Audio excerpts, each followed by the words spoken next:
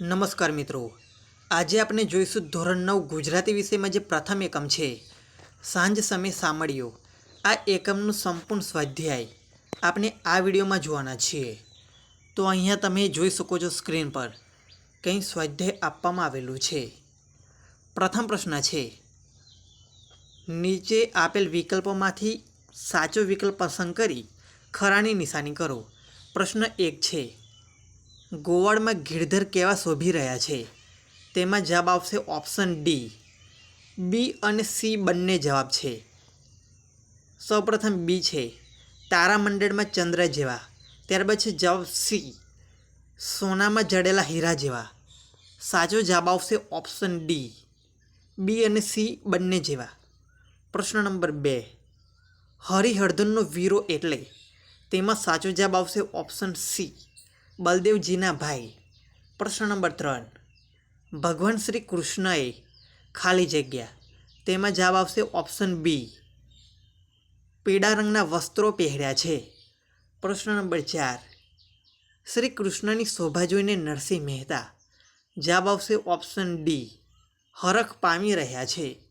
તો આ હતું વિકલ્પોનું સોલ્યુશન. હવે આપણે આગળના પ્રશ્નો જોઈએ. તો અહીં સ્ક્રીન પર જોઈ શકો છો. પ્રશ્ન નંબર 2 છે, નીચેના પ્રશ્નોના 2-3 વાક્યોમાં ઉત્તર લખો. તેમાં પહેલો પ્રશ્ન છે, નરસિંહ મહેતા હરખી રહ્યા છે, શા માટે? આપણે આ પ્રશ્નનો જવાબ જોઈએ. અહીં સ્ક્રીન પર તેનો જવાબ આપવામાં આવેલો છે. નરસિંહ મહેતા હરખાય છે કારણ કે નરસિંહ મહેતાના હૃદયમાં વાલાજીનું રૂપ વસી ગયું છે. શ્રી કૃષ્ણે એમને વાલથી આલિંગન દીધું અને તેઓ તન મનથી કૃષ્ણના મુખ પર વારી ગયા. કૃષ્ણનું રૂપ મહાશુભકારી છે.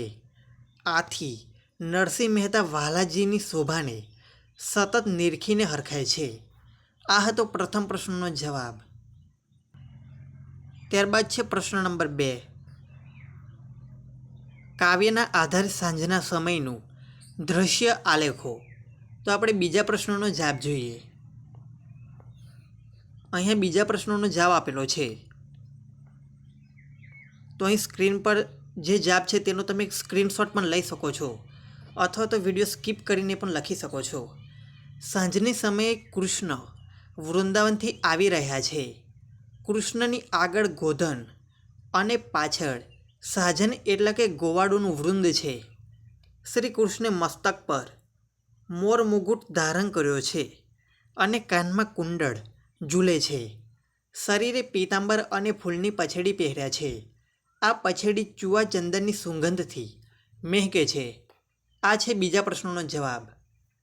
ત્યારબાદ આગળનો પ્રશ્ન છે,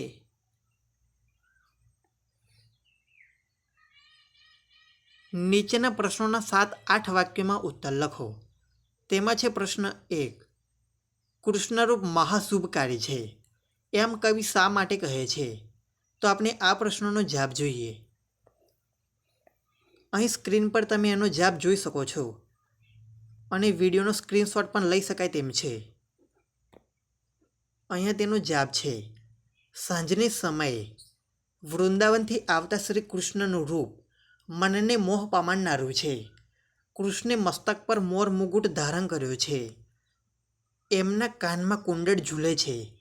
શરીરે પીતાંબર અને ફૂલની પછેડી પહેર્યા છે. ફૂલની પછેડી ચુવા ચંદનની સુગંધથી મહેકે છે. જેમ તારામંડળમાં સશિયર ચંદ્ર શોભે, સુવર્ણના અલંકારમાં જડેલો હીરો ઝગમગે, એમ ગોવાળોના વૃંદની વચ્ચે ગિરધર શોભી રહ્યા છે. કૃષ્ણનું આ મનમોહક રૂપ કવિના હૃદયમાં વસી ગયું છે. એમને મળવા એમનું મન વેગથી દોડ્યું. કૃષ્ણે એમને વાલથી આલિંગન દીધું અને એમનું મન કૃષ્ણના મુખ સૌંદર્ય પર વારી ગયું. આથી કવિ કહે છે કે કૃષ્ણનું રૂપ મહાશુભકારી એટલે કે કલ્યાણકારી છે. તો આ પ્રશ્ન તમે સ્કીપ કરીને પણ લખી શકો છો અથવા તો વિડીયોનો સ્ક્રીનશોટ પણ લઈ શકો છો. ત્યારબાદ આગળનો પ્રશ્ન છે, પ્રશ્ન નંબર 2, કવિના મનમાં કોણ મોહ ઉપજાવે છે? આ પ્રશ્નનો જવાબ જોઈએ. તો અહીં સ્ક્રીન પર જવાબ જોઈ શકાય છે.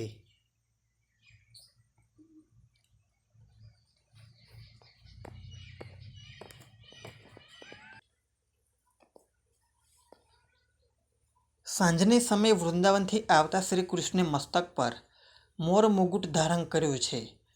એમના કાનમાં કુંડળ ઝૂલે છે. શરીરે પીતાંબર અને ફૂલની પછેડી પહેર્યા છે. ફૂલની પછેડી ચુવાચંદનની સુગંધથી મહેકે છે. જેમ તારામંડળમાં ચંદ્ર શોભે, સુવર્ણના અલંકારમાં જડેલો હીરો ઝગમગે, એમ ગોવાળોના વૃંદની વચ્ચે ગિરિધર શોભી રહ્યા છે.